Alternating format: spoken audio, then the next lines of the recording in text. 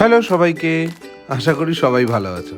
আমরা সেদিনকে সবাই মিলে চলে গেছিলাম মুনমুন্দির বড় ছেলের জন্মদিন আর ছোট ছেলের শুভ অন্নপ্রাশনে। প্রথমেই গিয়ে চারদিকটা ঘুরে দেখে নিলাম, ডোনার সঙ্গে সবার আলাপ করালাম। তোমরা জানো ডোনা আমাদের পরিবারের নতুন সদস্য।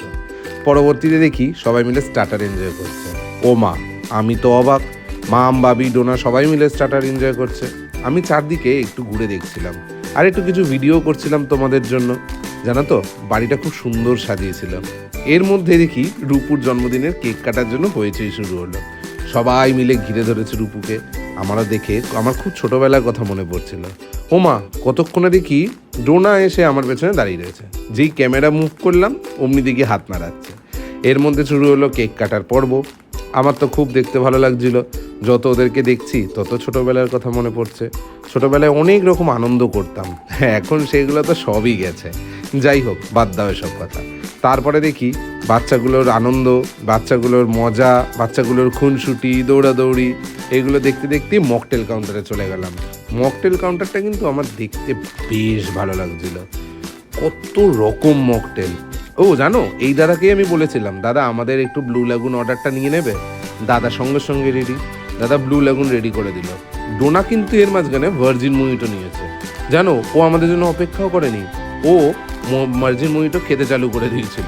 আমি ওর শটটা এই কারণে নিইনি। তাই যাই হোক, ব্লু ল্যাগুনটা দাদা রেডি করে দিল আমার মাম বাবির জন্য। 3টে ব্লু ল্যাগুন। নিচে হঠাৎ আওয়াজ পাচ্ছিলাম, গিয়ে দেখি ম্যাজিক শো শুরু হয়েছে। বিশেষ করে ম্যাজিকে আমার ইন্টারেস্ট নেই। ওপরে আসতে দেখি তুলাই কাকি লাইভ কাউন্টারে ট্যাটু করাচ্ছে।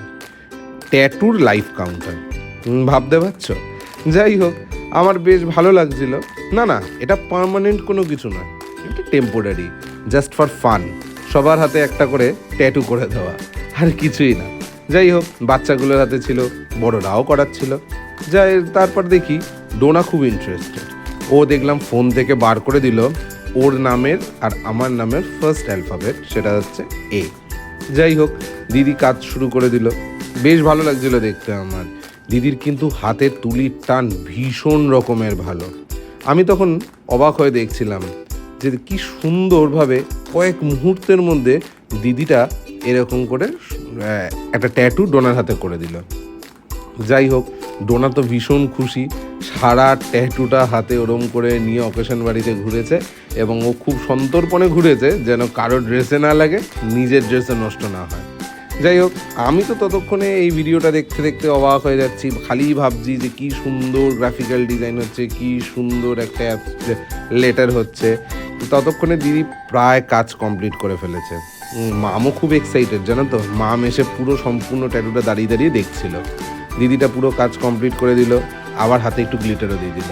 ওই যে ম্যাডাম রেডি, দেখেছো? আবার উল্টো করে দেখিয়েছে, সেটা পরে বুঝতে পেরেছে।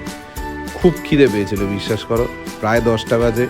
বাড়ির থেকে সৈকতদা, জেঠি সবাই এসে হাজির। একসঙ্গে খেতে বসলাম। খাওয়া দাওয়া দুর্দান্ত ছিল, ভীষণ রকম মজা করেছি।